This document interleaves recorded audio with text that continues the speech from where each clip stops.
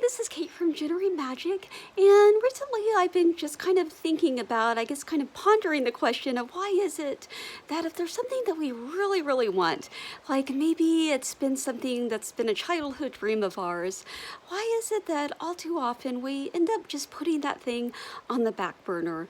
And sure, there's a lot of reasons for it, right? And I know it's very individual as well. Like sometimes life gets in the way, and sometimes people discouraged us when we were younger, either our friends or family or teachers. And so then we started to get down on ourselves and to think, well, maybe, I would never really make it in that area. But I think the larger thing behind all of this, what it all kind of, the overarching idea, I would say, is the fear of disappointment, right?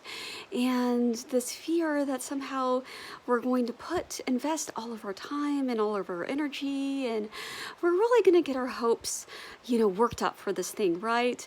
And then, and then it ends up not panning out the way that we had hoped. And then we just end up being crushed with disappointment. And then if it's the case where our parents or teachers or whoever were discouraging us, then it's almost kind of like a double whammy, right? Like it's like all those people are kind of like, well, I told you so. And even if they're not actually saying I told you so, it's kind of like they're saying it in your head, right? Like you're imagining them saying that. And so yes, there's a kind of I guess a blow to pride, or is what I would categorize it as. So there's kind of that fear as well. And so speaking from my own experience, I've talked in past videos about this, right? About, pretty much since I was a child, I've always known that I had this talent for writing. I've always been very good at writing. So in my case, it wasn't even necessarily a case of people discouraging me. Although I guess when I got to be older, like more in grad school, as I've talked about, right, I would have certain writing professors, and because they hadn't necessarily achieved the success that they were hoping for as writers, and which is why they were having to teach, and nothing wrong with teaching at all, but most of them I could tell really didn't enjoy teaching. But it's like they kind of felt like they had to do that because they, it didn't work out for them as writers or whatever, and so then they were kind of projecting their limiting beliefs and limiting assumptions onto us and telling us, oh, it's super hard to make it, and all this stuff, right? And but all of this is just really kind of excuses, right?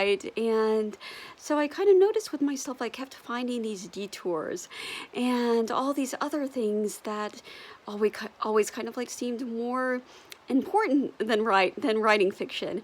And this is both on like a macro and a micro scale, right? And so I'm sure a lot of writers can relate to this. In fact, there's a really funny scene in Adaptation where Charlie Kaufman, right, he's working on a screenplay, but he keeps getting distracted by all these thoughts. And I don't remember the exact line, right? But he's like thinking about what he's going to eat after he starts writing, and after he stops writing, and he's like, oh, a blueberry muffin would be nice or something like that. And and so or suddenly we really need to search for something on Google. And so, just in our day-to-day lives, there can always be things that kind of distract us from our writing. And then on top of that, on the macro scale, there's all these detours that we take, right? And that I personally taken. Like I was like, oh, I'm going to pursue blogging, which is, of course, blogging, it's related to writing, but it's not quite the same thing as writing fiction, which was really kind of my true desire. And then it's almost kind of like, of course, this wasn't really conscious to me at the time, or I wasn't really aware of this at the time, but it's kind of like, well, if I don't fail at if I don't succeed at blogging, sure, it's going to be disappointing, but at the same time, it's a relatively new venture for me, so it's not like I'm going to be super discouraged. Whereas writing fiction, I kind of built up so much around it, right? Like, oh, this is the childhood dream, this is my destiny, and and this whole idea, if I don't succeed, and what does it even really mean to succeed anyway, right? It's all kind of subjective. But if I don't succeed I guess in the way that I hope, or kind of the societal way, right? Like winning all sorts of awards, making all sorts of money, achieving the success of, I don't know, somebody like J.K. Rowling. And not that I'm even saying I would want to, that's necessarily even my goal, but these are just kind of different ideas that are kind of floating out there, right? And different kind of, I would call it like archetypes, right, of kind of what success looks like, and specifically in this case, what success looks like as a writer. And so all of that is kind of like floating around in the ether and kind of at the top of mind. And yeah, I just kind of kept finding all these detours and all these things that seemed more important, and all these different things to prioritize. And again, as I've kind of talked about recently, there was this shift where it was kind of a combination, right, of me deciding, okay, I'm going to do this, like I'm going to go for this, I'm going to quit half-assing this.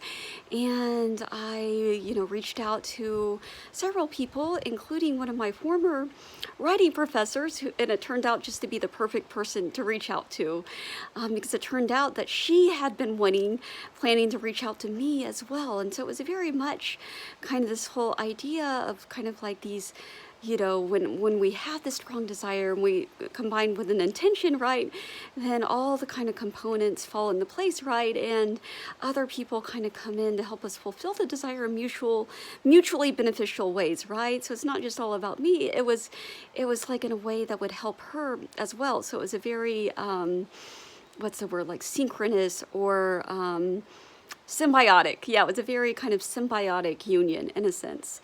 And then combined with this, now that I've been doing this novel or this workbook, right, called the 90-Day Novel, and it's this whole system. And so, and it really kind of keeps you on your game. It says like day 1, day 2, and, encourages to write for 2 hours each day. And so, and then you start to build this momentum, right? And so that has been like a huge motivating factor for me. And yeah, like sometimes things will come up, right? Like the other day I was in town, I was running errands, and it was just, I live literally in the middle of nowhere, as in there's no mailing address. You have to drive down a long, dusty road to get to where I live. So that kind of gives you an idea. And so running errands, it's a very like a long, grueling, dusty day, dust and sweat. And it's like a big deal, basically. And it's not just like a trip to the grocery store around the corner. And so, yeah, so anyway, I did do some writing that day, but I didn't do the whole 2 hours, but I was like, okay, I'm not going to half-ass this. And so, the very next day, I always kind of set the timer now, and I pause the timer anytime I'm taking a significant break. And so the next day I was like, okay, I'm going to finish where I left off the day before. So even though I didn't quite get to it the previous day, I still kind of made up for it the next day. And yeah, I made an effort of just kind of going, to a coffee shop where I could get some good focus time. And even though there were other things I could have easily been distracted by, I was like, no, this is about my writing right now. And it's really just exciting kind of seeing the whole novel take shape more and more. But going back to the original idea, and the original point of this video is this whole idea of faith the size of a mustard seed. And when I first heard that expression, which of course is a Bible quote from the Bible, I didn't fully understand the significance of it. I thought, oh, you just have to have a little bit of faith, right? Or little bit of faith goes a long way. That's kind of how I interpreted it. And obviously there's nothing wrong, right, with having, obviously it's better to have a little bit of faith than zero faith. So it's not like I was completely missing the point, but at the same time, there was a larger point, right, behind it. And so the larger significance, which is obviously all of this is kind of open to interpretation, right? But the way that I see it now is that this absolute faith, right? So the mustard seed knows beyond a shadow of a doubt that it's going to grow into a mustard tree. And so in the same way, kind of going into any endeavor, right, with this conviction, right, that it is going to pay off. And so for me, it's yeah, kind of even asking myself, like, how would I show up to my writing kind of knowing that that I'm going to be like this best-selling novelist, or yeah, or knowing that I'm going to have develop this plethora of readers that are just super excited to see whenever I have a book coming out. And so yeah, you show up with a much different energy, right? And yeah, when you kind of go in it with the energy of, oh, maybe this will work, or maybe it won't, maybe I'm just wasting my time, yeah, you're much more likely to get tempted by the Google searches, or oh, now would be a great time to clean my filing cabinets and all of that crap, right?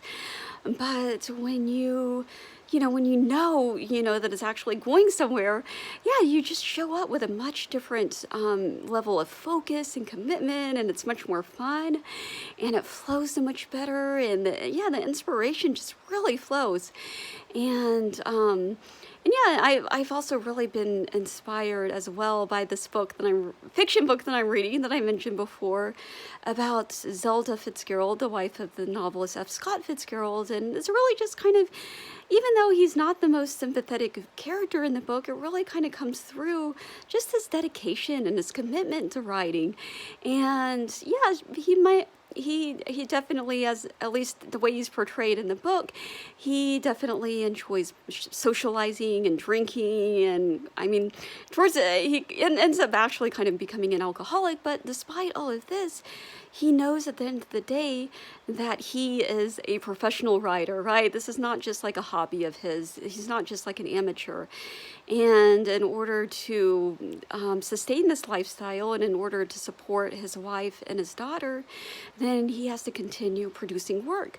And so yeah, I mean, when I do my copywriting work, for example, like, even though I work from home, I don't have like any sort of boss hovering over me, cracking the whip. In fact, my bosses are very flexible, very chill, not in the least bit micromanagers, but I have no trouble being disciplined because I know that a paycheck is coming at the end of that, right?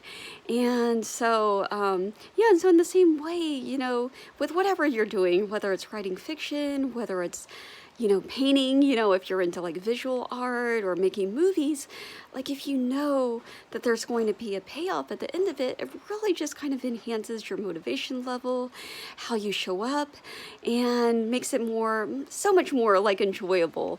And I think this is true. This can apply to anything in life, right? Like, I think in relationships too, sometimes we kind of get into the state where we're like, oh, well, I don't know if it's going to work out, and maybe in some cases we have these ghosts of past relationships haunting us, right? Like, maybe in the past we really kind of put our all into a relationship and it didn't work out the way that we had hoped, right? And so we kind of like half-ass it, or we don't really kind of invest our energy into it because we're like, well, we don't really fully commit to that person because we're like, oh, well, I don't know if this is going anywhere. It's kind of like one half in, half out kind of energy. But yeah, I mean, if you really know, that this is going somewhere, that this is going to develop into, and again, kind of using the size of a mustard seed, right? Like, if you know that the mustard tree in your case is going to be like this amazing